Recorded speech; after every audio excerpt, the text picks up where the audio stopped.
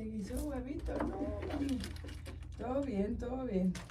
Hola, ¿qué tal? Pues bienvenidos a su podcast Periodismo y Poder Más Allá de la Verdad. Me presento, mi nombre es Sujei López y como todos los miércoles a las 8 de la mañana en la cabina de Radio Universidad me acompaña Carlita Chaires, mi amiga del alma. Hola, buenos días, bienvenidos a un episodio más al episodio. Este no es un episodio más, al episodio. No, al episodio, de Periodismo y Poder, más allá de la verdad, con una invitada extraordinaria. Deja tú, o sea, todo su entorno, su corazonzote.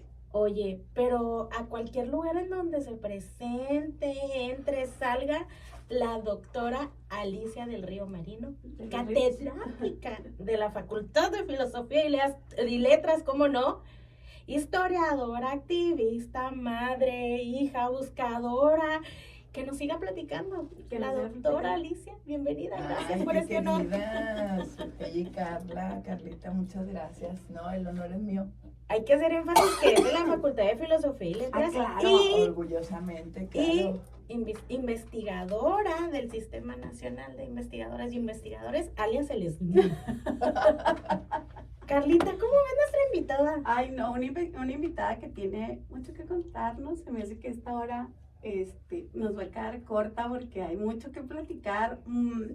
Hay que hacer un recuento de esta memoria histórica, porque a lo mejor estas nuevas generaciones tienen una perspectiva diferente y creen que lo que está sucediendo es el caos ahorita, porque cuando estas historias se vienen escribiendo desde hace muchísimo tiempo atrás, y como ahorita platicamos Chema y yo, en aquel momento el soporte era el Estado. Entonces ahí es cuando dice uno, ¿y ahora quién me protege? Pues no había ni quién, ¿no? Entonces es importante platicar y tiene mucho que ver con el periodismo y tiene mucho que ver con los temas sociales que estamos afrontando ahorita, y esta gran diferencia también de los intereses sociales por los que están sucediendo las desapariciones. Sí, pues nosotros también éramos jóvenes y así lo pensábamos, ¿no? Sí, Nada más teníamos como arranque nuestro presente, ¿no? Y eso yo creo que hay que ir entendiendo nosotros como universitarias, ¿no? Hay que ir entendiendo a esas juventudes cómo piensan, porque de repente pues sí existe ahí una sensación de frustración o de incomunicación de repente, ¿no? Con esas juventudes con las que nosotros tenemos y convivimos, no tenemos, debemos, tenemos, nos relacionamos día a día.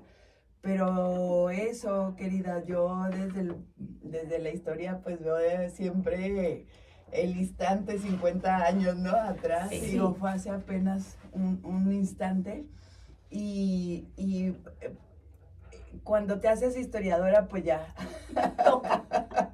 Pero realmente quería ser de vocación historiadora. Yo estudié por el azar de la vida. Sí, yo soy egresada de la Facultad de Derecho de la UACH. Okay. Estudié entre el 94 y el 99, que fue cuando egresó mi generación. Y yo veía muy apasionadas a todas mis compañeras, muchas de ellas hijas de abogados o de que estaban de primera generación, pero sin embargo las veía muy interesadas en el derecho, y yo no encontraba como esa link, ¿no? Como ese ven acá. Sí, esta va a ser mi pasión. Ajá, sí, en realidad me la pasé los 5 años leyendo literatura, ¿no? Me hice especialista en la generación de la onda, José Agustín. Ay, no, qué Me la pasaba leyendo, y como nunca reprobé un examen, jamás, entonces me seguí, ¿no? Como niña en tobogán, me fui. Y la capacidad, eso te da la capacidad, ¿no? Sí, pero no sentía como esa pasión hirviendo en la panza, ¿no? Así como, insisto, leía, cumplía con mis calificaciones. Estaba por estar. Me gustaba, pero no le encontraba mucho el propósito, ¿no? Okay. Y egresé, ni siquiera fui a no lo hagan, no fui a Ceremonia de mi graduación. ceremonia de graduación. Sí, no lo hagan, eso es bien importante. Sí, porque luego te queda eso, uno se piensa muy rebelde, pero después dices, ¿por qué no viví eso con mis amigas y mis amigos, no? No cierras Los ciclos. ciclos y de Claro. repente sí te queda esa sensación de ausencia, ¿no? Que no estuviste. Y agarré un camión y me fui a viajar y terminé viviendo en Chiapas. Y era el destino, Chiapas. Yo creo que era una parada Ok. necesaria, ¿no? Para la trayectoria. Yo les digo que en realidad, pues, yo no me considero ni hija del 68, ni del 71, ¿no? Que son procesos que estudio, pero en realidad yo me considero una hija del zapatismo. A mí me agarra el zapatismo saliendo del bachillerato. Y entonces ese camión que yo tomé en junio del 99, pues me lleva finalmente en marzo del 2000, me lleva a vivir por una experiencia muy, muy bonita. Era un proyecto de educación autónoma zapatista, Ok. que era un piloto. En realidad había varios proyectos de educación autónoma, pero finalmente se fue adoptado por la Comandancia General del Ejército Zapatista como el proyecto de educación zapatista, ¿no? Que se llamaba Semillitas del Sol, entonces. Ajá, y ahí vivo casi un año, 10 meses, ¿no? Y la historia vendría mucho tiempo después. Yo, insisto, iba juntando ahí como mis piedritas para el morralito, ¿verdad? Y la historia viene hasta el 2008. Entre el 2002 y el 2006 yo estoy como coadyuvante en una Fiscalía Especial para Movimientos Sociales y Políticos del Pasado. Ya me había trasladado de Chiapas a la Ciudad de México. Y era la primera vez que teníamos como una posibilidad de denunciar penalmente los casos de desaparición forzada de nuestras familias. Yo soy hija de Alicia de los Ríos Merino, que es desaparecida desde el 5 de enero de 1978, y hasta el 2002 fue cuando tuvimos la oportunidad de una denuncia penal. Wow, De demasiado hecho, tiempo. ajá, y de hecho, ahora sí nos vamos al proceso de la historia y a lo que nos marca la investigación. O sea, ese es el hecho que coloca a Alicia de los Ríos mamá y coloca a Alicia de los Ríos hija en la misma plataforma y le da un reconocimiento muy particular ahora sí que a ese morralito que venía juntando y ahora sí ya tenía las piedras para lanzarlas. Sí, como que saco ahí mi morralito en las fichitas, ¿no? Y entonces mis colegas abogados, comprenderán que nosotros teníamos, aunque traía el morralito lleno de piedras, no teníamos mayor recurso legal frente a un derecho nacional imperante.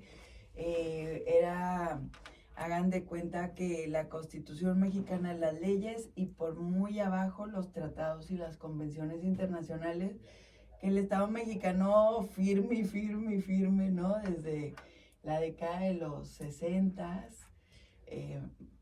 pero no nos ayudaba ese derecho. Entonces acaba la experiencia y yo acabo muy frustrada como abogada porque estaba esta supremacía nacional que no permitía que el derecho internacional de los derechos humanos nos protegiera de la manera en que nosotros lo estábamos invocando, ¿no? Y por la soberanía, los senadores firmaban, pero decían, bueno, estos convenios a partir de hoy, del 2002, ¿no? Que los estamos firmando.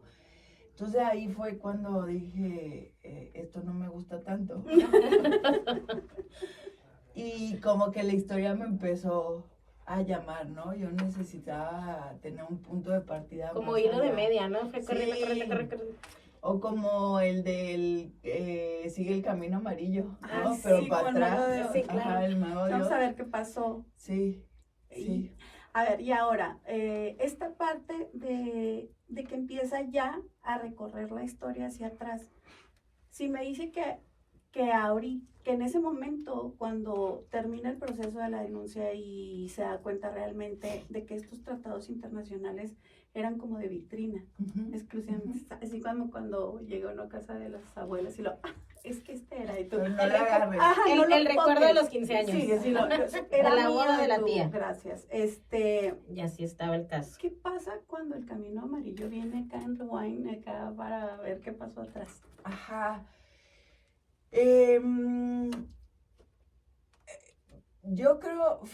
Yo decía, mi destino va a ser, si me quedo en la Ciudad de México, o vendo quesadillas. De verdad, o sea, se me cerró el mundo. Se me cerró el mundo antes de retomar el hilo histórico, ¿no? Justo es bien interesante porque yo digo, a estas alturas, si tuviera esa edad, pero la experiencia Que 20 tengo años actualmente. después, Ajá. todo hubiera sido mucho más rápido. Tendría más fuerzas, Ajá, claro. ¿no? Tendría más fuerzas. Y es interesante porque dices, bueno, es que la experiencia se va retomando con los años. Era algo que platicaba el otro día con mi hermano Gilberto Sandino Aquino, que él es investigador en zootecnia. Le mando un abrazo junto a mi comadre Leonor Cortés. Y platicábamos y decíamos, ellos se dedican a la ciencia dura, ¿no? Okay. Y justo decíamos cómo la ciencia social, en este caso la historia, ¿no? O un litigio estratégico como es el que emprendimos desde el 2002, se va modificando y tú tienes que ir cambiando tus hipótesis, tus formas de verificar, ¿no? Porque es una madurez que necesariamente te la da el tiempo. Y entonces yo decía, claro, si no lo ves desde la perspectiva histórica, pues aquello es una frustración. Así porque es, dices, es un desgaste emocional, claro, físico. por supuesto. Tremendo. Yo recuerdo cómo decía, ¿qué es esto? ¿Cuántas veces vamos a fracasar? ¿No? ¿Cuánto tiempo va a durar para que le demos ahora sí que al gordo, al premio gordo? Y durante ¿no? ese proceso hubo, así como menciona doctora, algún momento en el que dijo, ¿saben qué? Yo ya aquí rajo. Bye. Sí, justo fue cuando, bueno, primero me encuentro con la historia y le digo gracias. O sea, de verdad es una escena de cualquier persona que se considera fracasada. Esa mañana, ¿no? La FEMOS a la que yo había entregado, digamos, en cuerpo y alma mi vida por 4 años, yo no trabajaba en la fiscalía, yo era coadyuvante, ¿no? Y en los casos de desapariciones casi siempre se da el hecho de que somos las familias quienes entregamos la investigación y es un MP quien la retoma para ratificar, ¿no? Para hacer las diligencias con la fe pública que tiene el ministerio, pero en realidad somos siempre familias y ministerios y representación legal. Y pues imagínense 4 años, yo en esos 4 años había tenido, bueno, a mi primer hijo, Sebastián, que estuvo, él también estudia aquí en la UACH. Sí, ya sé, un súper artista. Ay, sí. Plástico extraordinario. Mi Sebastián Barrios, que está en Bellas Artes. Y se quedó su historia, ahora sí besito. que su presencia Plasmada. se quedó plasmada en las paredes de la facultad, ¿verdad? Sí. Y aquí también, ¿no? En dirección académica. Aquí en dirección aquí de la académica universidad. participó de un... Que de hecho cuando vas a recoger tu título, Exacto. efectivamente es lo primero que notas, Sí. la obra de arte de Sí, Sebastián. Sí, y su equipo me regaña y me dice, no, la pinté yo solo. Y entonces ya le digo, ya el colectivo, ¿no? Que estuvo ahí pintando. Entonces, esa es su visión, esa es su visión de comunidad, o sea. Sí. Sí. ¿De quién lo traerá? No sé. Sí, regularmente sabemos que hacemos las cosas en equipo, que nadie se salva solo, decía Así es. el creador del Eternauta que está hoy en Netflix, ¿no? Y bueno, regreso, había 4 años, había trabajado con Sebas en los brazos, ¿no?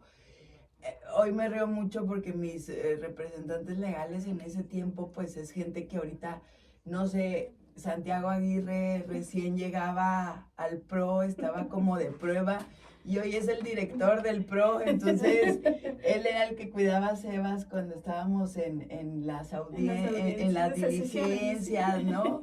Y hoy pues se encontraron el año pasado en la marcha de Ayotzinapa, andábamos marchando todos, y Santiago se le llenan los ojitos de agua. A Y ver, dice, un hombre. pues sí, dice, yo te cuidaba, decía, nos íbamos caminando por Reforma y que me decía, yo no me acordaba de eso, y dice Santiago, Sebastián le decía a Alicia, Lichita, un bonai, Lichita, porque íbamos caminando en el sol, ¿no? Acalorados. Yo marcho contigo, Sí, pero un pinche un una paleta, algún helado fresco. Y ahora, entonces han pasado muchos años, ¿no? Muchos años.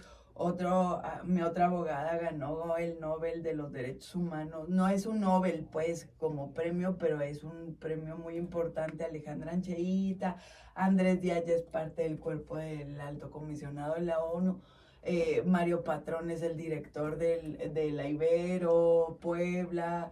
Jorge Fernández Mendiburu es un abogado muy prestigioso que estuvo todo el tiempo apelando por los pueblos mayas en contra de la destrucción de la selva por el tren. Entonces cada uno se ha ido posicionando y yo justo tengo ese miedo.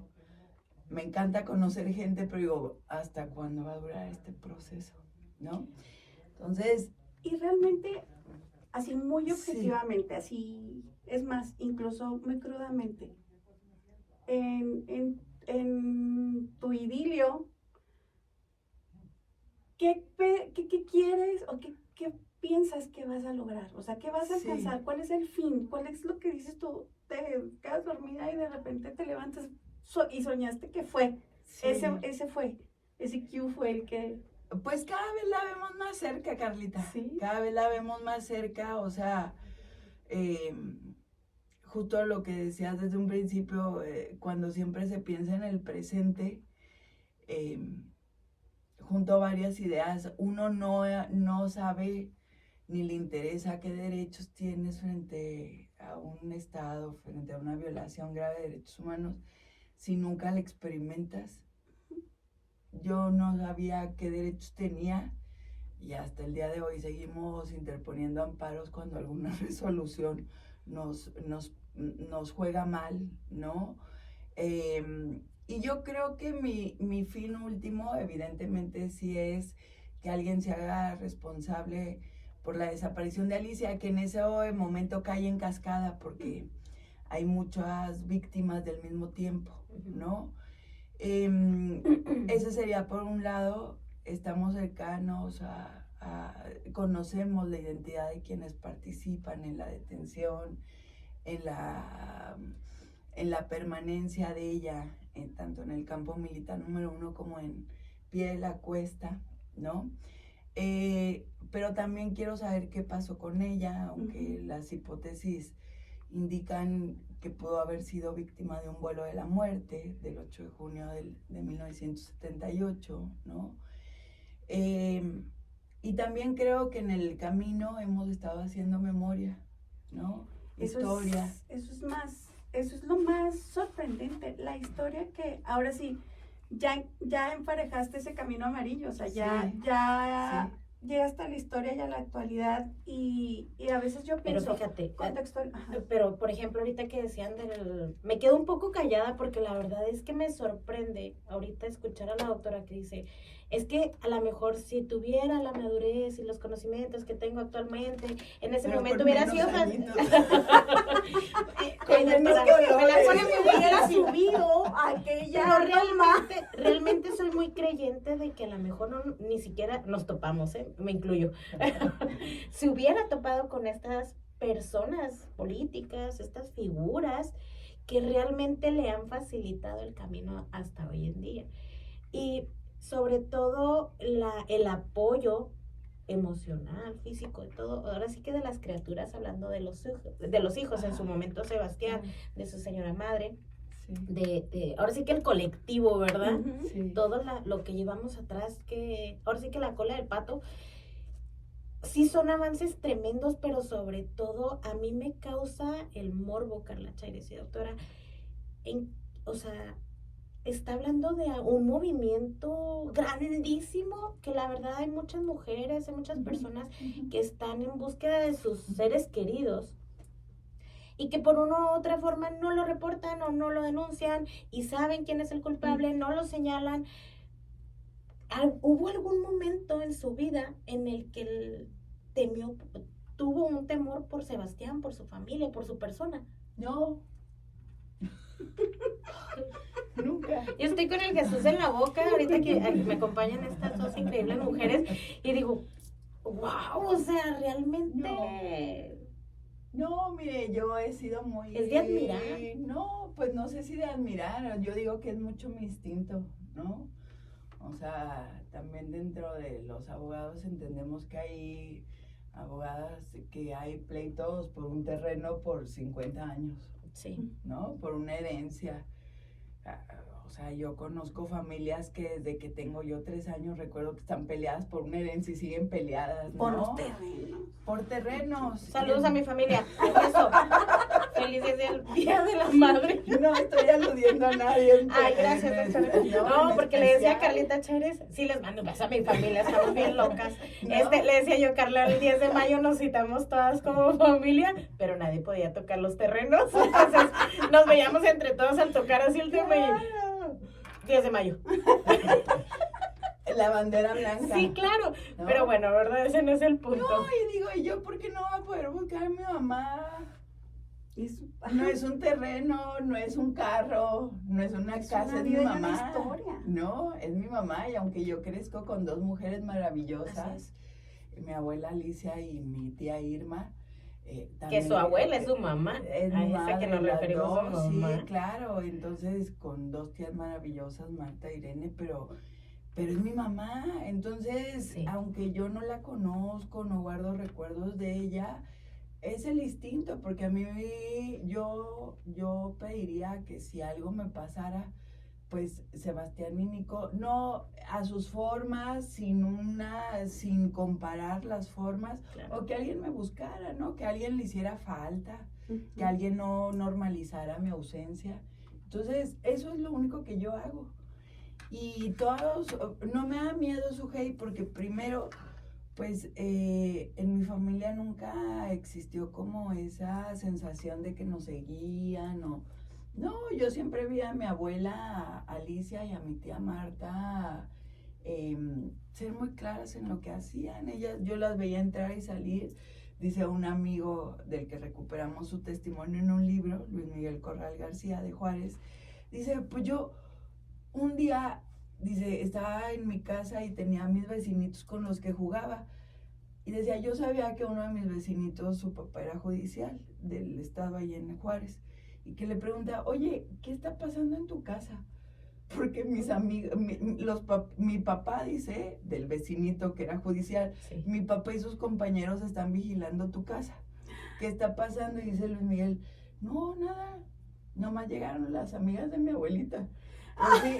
caray! Claro, doña Conchita buscaba a su hijo José Jesús Corral. Y entonces, claro, el otro día las amigas de su abuelita y su abuelita se fueron a cerrar la Panamericana por 14 horas, ¿verdad? Esas eran las amigas de su abuelita, incluyendo a mi mamá Licha, ¿no? A mi Sí. abuela Alicia. Entonces, yo lo vi muy normal. Y nunca, desde casa, nunca me inculcaron el miedo de nos están siguiendo, bla, bla, bla. En realidad tenía una educación muy estricta. La mayoría de la gente podrá pensar, bueno, claro, mi madre tildada como terrorista, llamada terrorista, delincuente, ¿no? Etcétera. Pero pues yo viví en una casa muy conservadora, en una familia muy conservadora, muy estricta. Entonces, nunca me dijeron te va a pasar algo por buscar. Y yo intento también aplicar esa misma filosofía. No me tiene que pasar nada, ¿no? Y es su derecho. Es mi derecho y ejerzo mi derecho, ¿no? Así es. Entonces, Y en caso de que alguien viole mi derecho, claro, pues que me busquen, ¿no? O sea, claro. Y lo he dicho en cualquier circunstancia, ¿no? Me toca hablar el 22 de junio del 2022, justo en el campo militar, frente al entonces presidente López Obrador, frente a la hoy presidenta Claudia Sheinbaum. Me toca hablar frente a la cúpula militar y la CNDH y en el corazón del campo militar número 1. Y yo les decía, aquí estamos.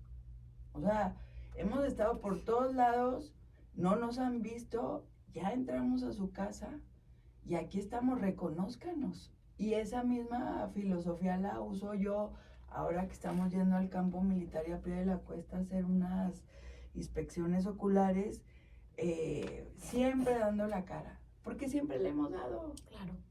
Nunca hemos dejado de dar la cara, o sea, nunca hemos dejado de dar nuestro nombre. Incluso mi familia y yo nos atrevimos el año pasado a poner el rostro de mi mamá aquí en la Santo Niño, en la casa de la Santo Niño, diciendo no tenemos miedo porque lo único que estamos haciendo es ejercer el derecho de saber qué pasó con Alicia. Sí, precisamente el año pasado nos platicaba la doctora Alicia de esta, ahora sí que, ¿qué son? Mosaicos. Y le preguntaba a la doctora, ¿y dónde queda la casa? Y lo váyase por aquí, pero solita le va a llevar el camino. Y efectivamente solita me va a llegar y me paro en un alto y lo yo, ¡ah, caray! Aquí está. O sea, es muy visible, sí, tal cual, proyecta, aquí estamos, me necesitas, soy requerida, aquí es la casa de Alicia. Sí, es una convocatoria a recordar, ¿no? Habrá gente, como decía Carlita, que por miedo, por falta de recursos, de equipo, de familia, no puede denunciar. Y por eso nosotros decimos, cuando tienes esa posibilidad de salir a lo público, dices, bueno, vengo por mi mamá, pero además vengo por todos. Pero la verdad, no la vengo verdad sola. es que es muy valiente. Sí. O sea, sí la escucho y la verdad es que la escucho suelta, ahora sí que fluida. Pero realmente en lo particular, a lo mejor seré muy gallina, pero aterra. Y yo, por ejemplo, veo a las hijas de esta mujer joven, que es Pamela Portillo Hernández, que son sus 2 hijas, las que la están buscando. Y la veo acompañada en muchas de las imágenes que comparten los compañeros reporteros en sus medios, en los medios. Digo, híjole, estas 2 jóvenes, porque realmente ¿qué han de tener las niñas? Son ni niñas, son ya mujeres como de 18 a 20 años más o menos. Son compañeras universitarias, ¿eh? Y la veo acompañada de la doctora Alicia y digo, ellas se sienten parte y respaldadas.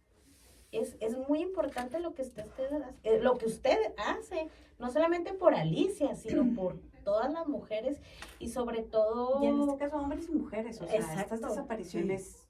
Ahora que estuvo en México la veía con unas fotografías y acompañada de una mujer, ¿quién era? Pues De éramos... tantas.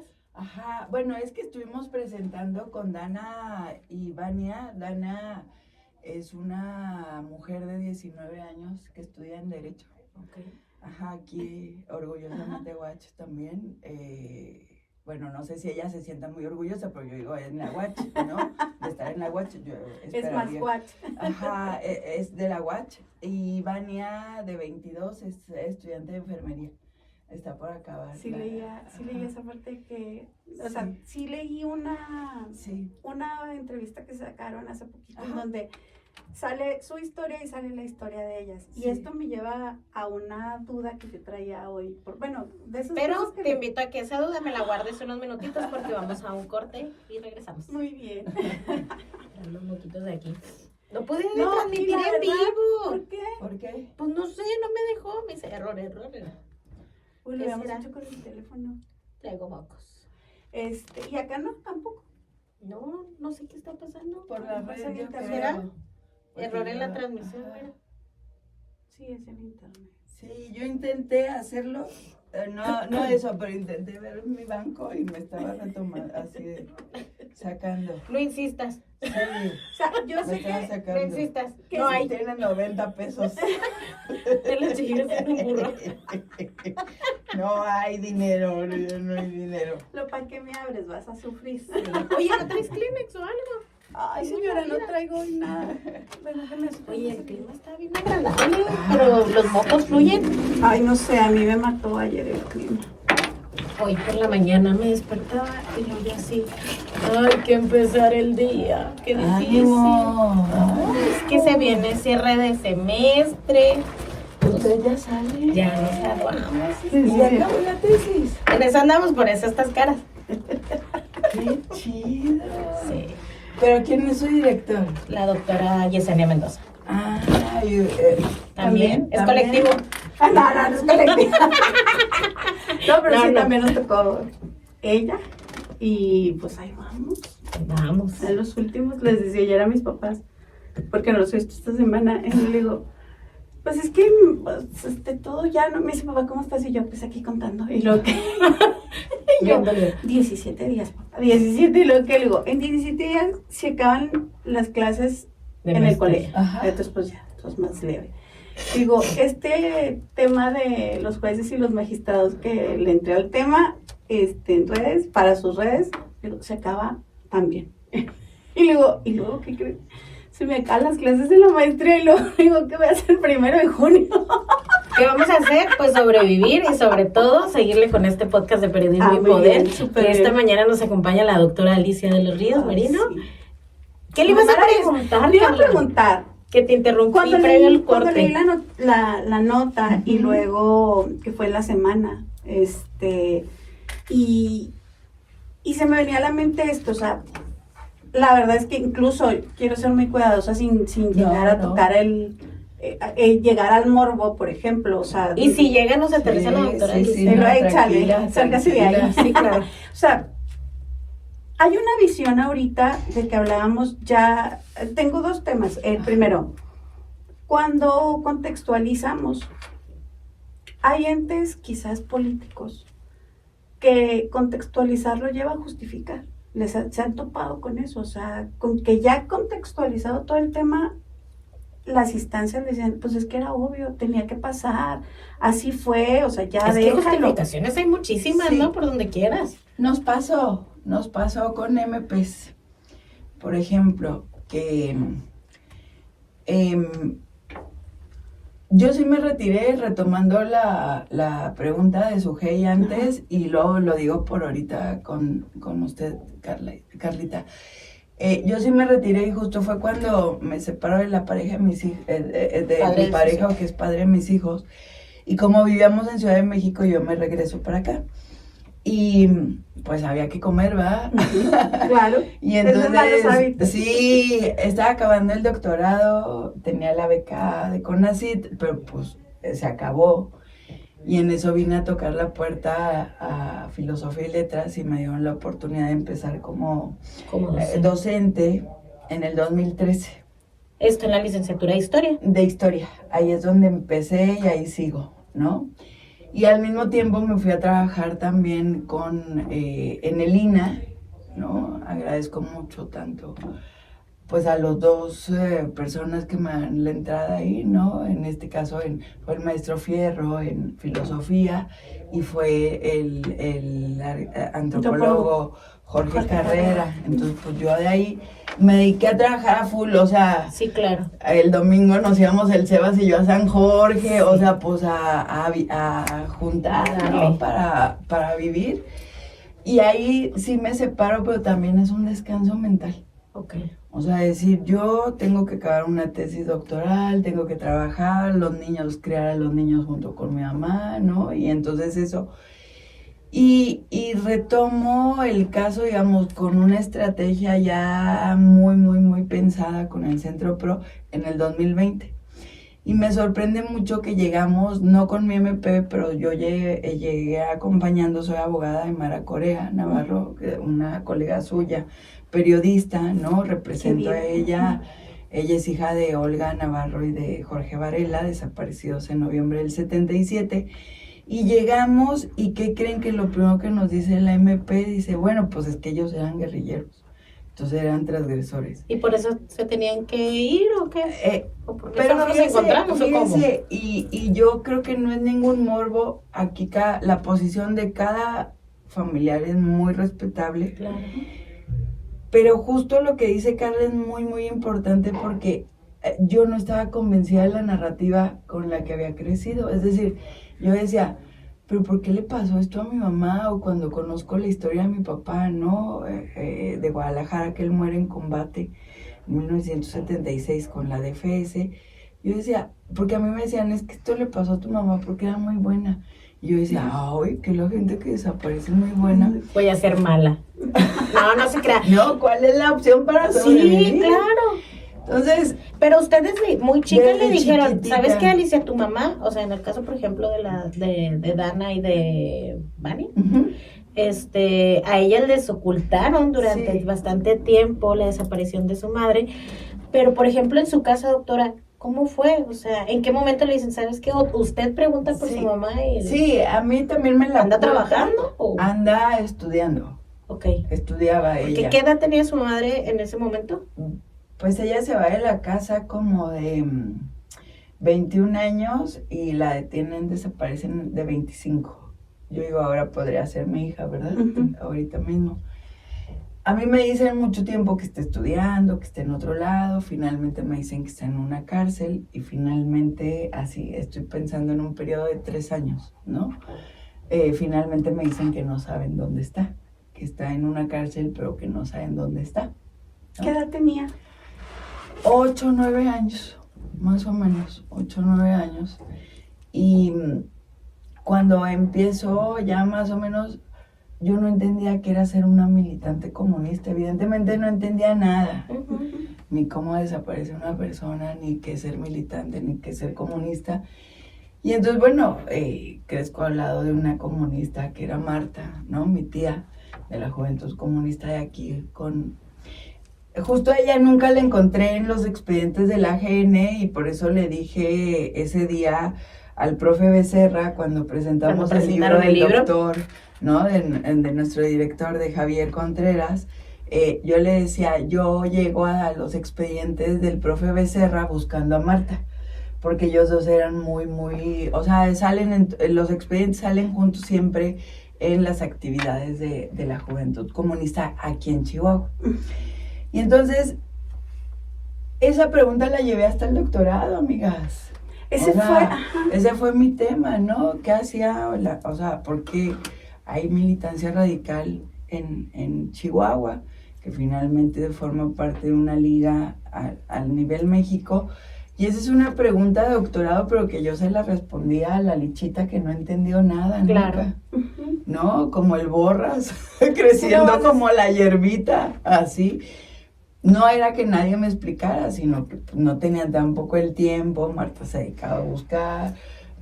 No, Bueno, aparte, nosotros a hicieron, trabajar. como ahora bien se dice, ¿no? Hicieron lo que pudieron con lo que Así tuvieron. es, O sea, así es. y aparte era tan cotidiano, supongo yo, para ellas, que no era un tema de análisis, no, o sea, era un tema de acción. Sí, claro, o sea, la memoria no se hace, son hechos que después alguien tiene que ir juntando, ¿no? Así es. Pero las demandas así son, después se convierten en memoria, pero por lo pronto son demandas, ¿no? Puestas en la mesa.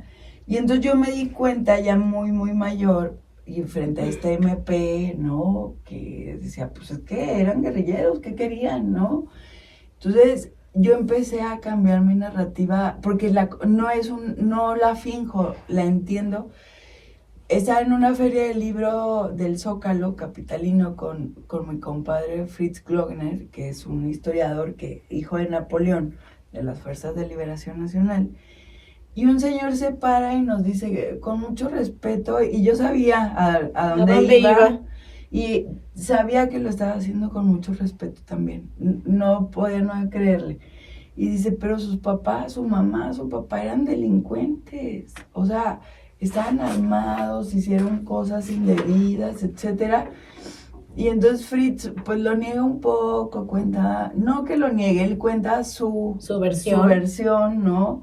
De que su papá era un médico de posición clase media, era acomodada, y que él dejó todo eso por ir al camino a los pobres.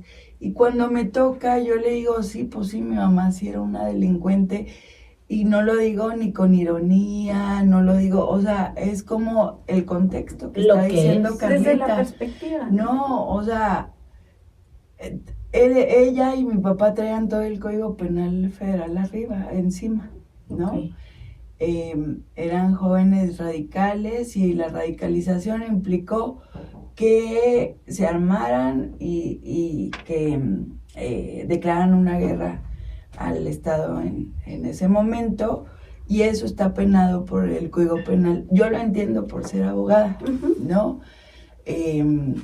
Entiendo todos los principios también del derecho a la revolución frente a la tiranía, etcétera, pero el Código Penal decía que eran delincuentes, ¿no?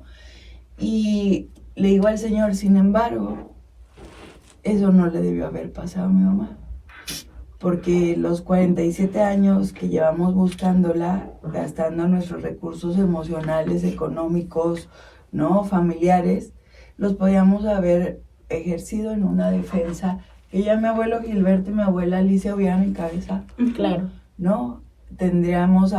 Habríamos tenido la oportunidad, le decía, de haber visto, crecido, envejecido junto a mi madre en una prisión, o sea, ejerciendo el derecho que tiene cualquier ciudadano mexicano, Claro. y también los que no son mexicanos, cuando caen en alguna prisión, a una legítima defensa, y lo habíamos desplegado en nuestras posibilidades. Doctora, y por ejemplo, ante este proceso, este acontecimiento tan grande que es, no solamente a nivel nacional, porque ayer hice la tarea, señora, averiguando toda su historia. Porque eso sí es un esfuerzo cuando uno es mamá, estudiante. Como a las 12 de la que noche, tiene que doctora, andar estaba... trapeando y escribiendo al mismo tiempo. Sí, es sumamente difícil y agotado, ¿verdad? Ay, sí. Pero aquí andamos, cuando a uno le apasiona Y así lo que además así hace. pensando, estás lavando trastes y te cae el 20, ¿no? Y dices, uy, mi hipótesis no está tan mal. Sí. Es el mejor No. momento. Así circulando la esponja. Sí, ahí saca Sí, uno así muchas. Ahora sí que con lo cotidiano, ¿verdad? Fluyen muchas ideas. Y sobre todo, por ejemplo, nosotros decimos de chiste, ¿no? La cartulina. Así como cuando estás en Sana Paz y la cartulina de la criatura. No le echan leche, cariño. Entonces, para nosotros Pero- todo es la cartulina. Pero ahora sí que volviendo al tema, doctora, ¿de qué manera han influido los medios de comunicación ante... Fíjense que es bien interesante porque los modelos de criminalización hacia las víctimas de desaparición forzada, a ver, la gente no le gusta que uno diga víctima de desaparición forzada, porque dicen, bueno, pero pues en algo andaban, ¿no? Y dice, sí, pero para eso hay un Estado de Derecho, justo ahorita hablando del, ¿no? Fuera del aire del 1 de junio, dices, para eso había un Estado de Derecho. En vez de que hubiera una brigada especial que eliminara militantes comunistas, mándelos a la prisión. Ya las familias sabrían qué hacer con ellos, ¿no? Las organizaciones mismas sabrían qué hacer con sus presos, pero mándelos porque hay un Estado de Derecho, ¿no? Así es. Los medios de ese entonces, los grandes medios, participaron de la criminalización. Camilo Vicente, un gran amigo historiador, lo tiene muy documentado. Lo hemos visto quienes trabajamos los archivos de la represión, como un informe de la DFS se transformaba en un boletín de prensa. Así lo hemos visto sin cambiar una coma, ni un error. O sea, los errores de la DFS van también a planas, ¿no? De grandes cadenas de prensa escrita. Y luego, hoy mismo lo vemos y es muy triste, porque justo yo les decía, ¿cómo es posible que gente que militó en una izquierda hoy forme parte de estos mismos patrones de criminalizar a las familias, ¿no? Se repite, pero yo decía, es imposible que alguien que vivió la criminalización se sume hoy día a criminalizar a las familias buscadoras. Pues porque no tiene un código ético. Podría ser, pero, o sea, la verdad es que yo... ¿La ambición o qué, señora? Es que sí, es el ego. Siempre. Es el ego. La Siempre, historia lo explica, la gente es histórica, la gente cambia. Sabemos que alguien, un militante pobre, comunista de los 70 nos va a quedar ahí y hoy puede ser senador, ¿no? O puede ser secretario de Estado. Pero es justo eso y lo vemos mucho, Carlita, lamentablemente. Bueno, a nosotros nos gusta mucho ir a marchar y eso porque ves a la gente que ves cada año, entonces es un pase de lista, ¿no? Ay, qué estremecedor. Y siendo, Sí. oye, y siendo demasiada la gente, y no sé, usted como yo, que somos muy sociables, ¿verdad? Ah, caray, ahora no vino fulanita. Sí. ¿Qué pasó, fulanita? Oye, ¿dónde andas? Sí. Aquí estoy abajo del ángel. ¿Qué pasó? Sí, claro, y te dicen, no te vi, ay, pues sí andaba ahí, esto y lo otro. Sin embargo, fíjense, Que si andaba en es, la reforma. sí es visible ver cómo se va, Diluyendo. no solamente dividiendo, sino van dejando sola a las madres. O sea, la marcha no era tan grande, somos muchas y gritamos fuerte, pero sin embargo no se ve ese apoyo a las familias, ¿no? Van pocos artistas ahora, van pocos solidarios. Y dices, eso es lo que han hecho las campañas de criminalización desde la mañanera, por ejemplo, ¿no? O desde el podio del Senado. Eso es porque les están diciendo, no son desapariciones forzadas, el Estado ya no desaparece, ahora son puras desapariciones entre particulares. Y ese entre particulares lleva, pues no los cuidaron.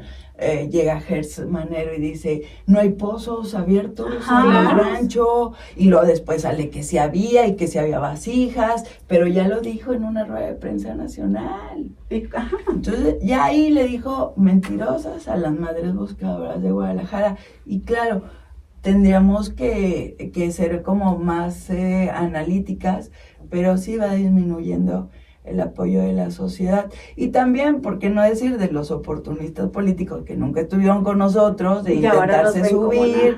Pues dices, claro que no, vato, yo sé quién eres, ¿no? Sí. Justo vuelve siempre la mirada histórica, ¿no? A decir, no, tú no puedes ser aliado ahorita porque fuiste parte de esta maquinaria, ¿no? Que se traga a los hijos y a las hijas.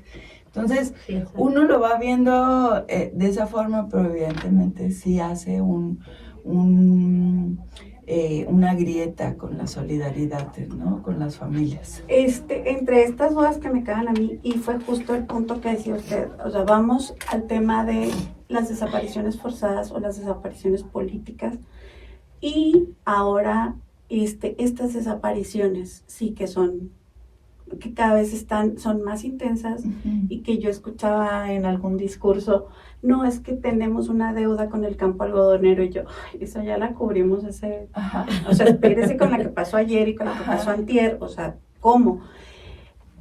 Al final de cuentas, desaparición es desaparición, ¿no? Independientemente, Así porque se trasgrede el Estado de Derecho. Sí. Sí. Pero, ¿qué pasa ahorita precisamente con estas desapariciones que no son políticas, entre comillas? Ajá. O sea, estas, por ejemplo, las de las alumnas de la universidad con las que usted está acompañando.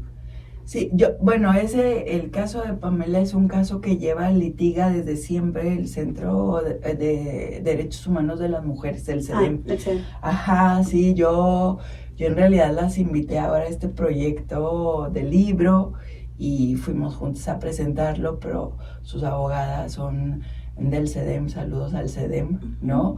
Incluso de ella el caso tiene que ver la Sedena, fue en un retén militar, es decir...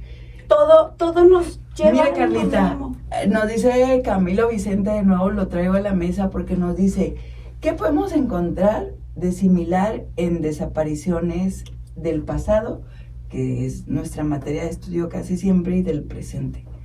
Dice, hay 3 condiciones que asemejan las desapariciones forzadas con las de los particulares. Uno, que es el que me parece que es el contexto, que es un contexto permisivo. Es decir, en el pasado se permitió y hoy se sigue permitiendo que agentes criminales desaparezcan personas. Es un contexto violento permisivo. Habiéndolo, porque ¿quién lo puede parar? Las autoridades no lo hacen, ¿no? El segundo es que se ejerza una violencia en contra del cuerpo de la persona desaparecida, justo para desaparecerlo, ¿no? Y el tercer elemento sería que se haga en clandestinaje, es decir, nosotros seguimos caminando en círculos, buscando sin certezas, porque esa desaparición se hizo en clandestinaje, que es lo contrario a la publicidad de alguien que va a ser detenido y se interna en un centro cuando ya pasó por un juicio, un proceso legal. No, por un proceso. Este no es clandestino. Entonces, los tres tienen semejanza: contexto permisivo, violencia en contra de una persona, y la violencia se ejerce en la clandestinidad. Entonces, yo justo le decía eso a la secretaria de Gobernación el miércoles pasado, que acudimos a un diálogo, ¿no?, nacional, y le decía, no nos usen a las 1,000 o 1,000 y pico personas desaparecidas, no los usen como casos del pasado que ya no se repiten. Así es. Porque aquí no pasa. Hay una repetición. Hay casos de desaparición forzada también con Morena, ¿no?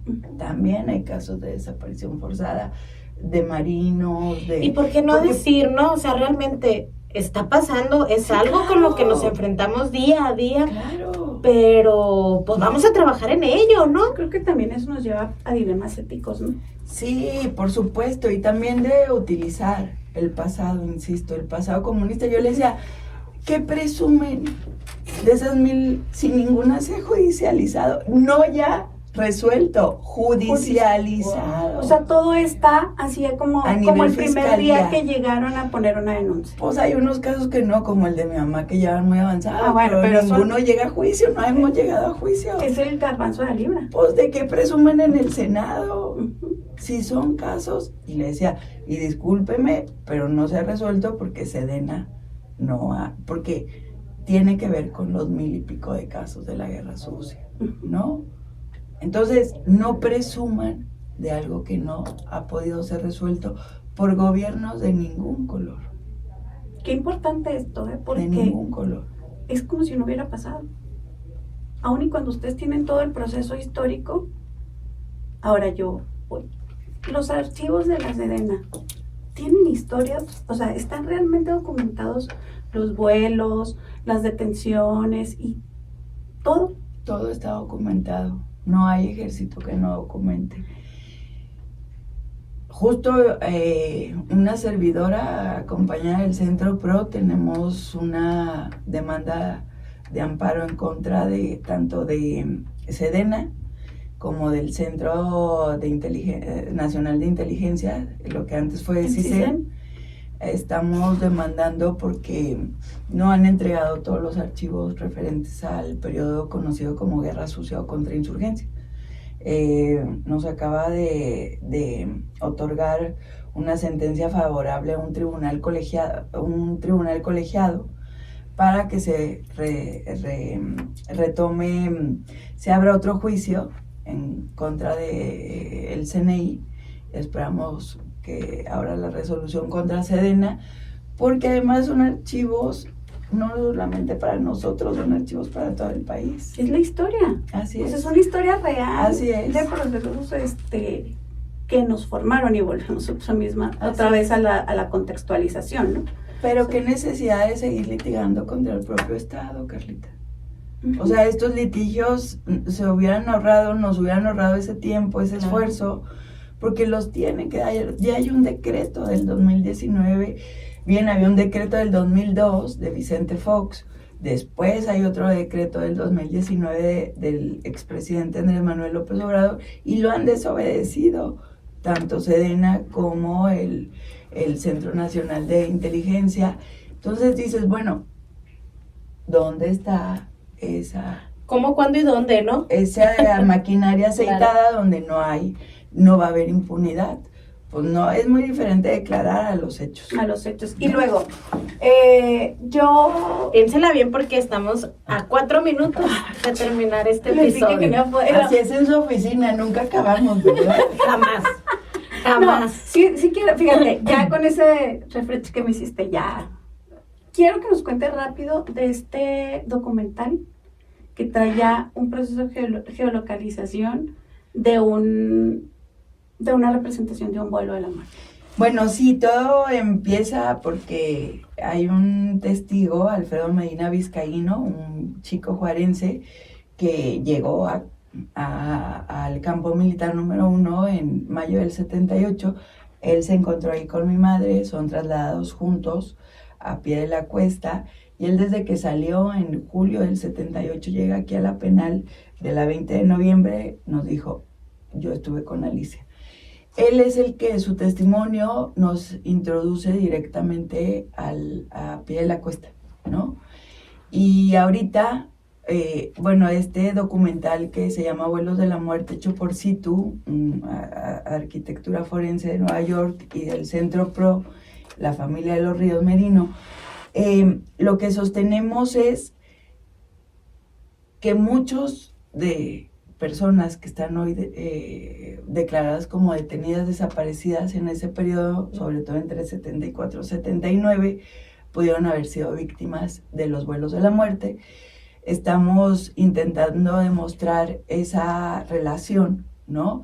Con documentación que se ha ido encontrando, es desde un expediente de los generales Quirós, Hermosillo, Acosta, Chaparro, ¿no?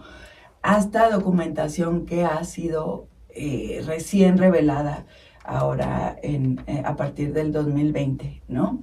Que encontró gente de la Subsecretaría de Derechos Humanos y no la pasó. Entonces, lo que creemos finalmente es que Pie de la Cuesta fue un circuito de desaparición forzada por donde pasaron cientos, por no decir miles, cientos de víctimas, que su última mirada fue el mar Pacífico, que ahí los ejecutaron y que los los arrojaron desde un avión árabe israelí 2005, matrícula, que hoy se exhibe en la Universidad Aeronáutica de Querétaro. Qué padre.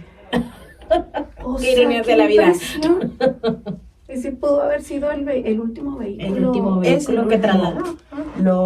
Ya lo verificamos por la matrícula, por la serie, perdón, de su motor. Ese es el árabe desde donde probablemente tiraron a Alicia y a cientos. Sin embargo, es exhibido, mira. Es exhibido y nosotros queremos que la universidad lo reconozca como un sitio de memoria. No lo hemos pedido. También lo pide la jueza Carla Macías, que acaba de dictar una sentencia en el caso de Rosendo Radilla. También lo pide, ¿no? Que sea declarado un sitio de memoria ese avión, y que en realidad Carlita y Sujei, creo que por muchos motivos, entre ellas ser una maestra universitaria, lo que queremos es que las nuevas generaciones, ni siquiera no porque lo conozcan la historia, sino queremos evitar que cualquiera de ellos sea una víctima de desaparición forzada en este país, ¿no? Entonces estamos haciendo las cosas por esas niñas y niños que no tengan ni siquiera que aprender la palabra desaparición, porque no tenga sentido para ellos, porque ya no existen, ¿no? Y hoy en día, híjole, es tan difícil no inculcar en las criaturas este lenguaje, estas palabras, o el miedo. El miedo. Pasa? Las redes sociales se han convertido en una, pues sí, en esta manguerita que va generando terror, que va generando miedo y que nos está alejando de esta parte histórica. Claro, claro, y nosotras como madres siempre pensamos, ¿no? Que nos pase cualquier cosa a nosotros, pero a nuestros hijos no. Con los hijos no. ¿No? Entonces eso, o sea, que justo que esos sitios de memoria fueran como para no tener miedo, pero sí para tener memoria, respeto, ¿no? Para tener, de decir, híjole, qué gacho que esto pasó en un país por un montón de tiempo, por lo menos por 70 años, y que tuviéramos la fuerza, ¿verdad?, para detener este delito tan grave, considerado por la ONU como uno de los delitos más graves que existen en el mundo, que es la desaparición forzada. Y con esto concluimos el episodio del día de hoy. Muchas gracias, doctora Alicia. Al contrario, muchas gracias. Ahorita voy a chismear más tiempo a su oficina. Claro que sí. María los controles, Carla Chaires, una servidora, Sujei López, Periodismo y Poder, más allá de la verdad. Escúchenos. Nos vemos, bye.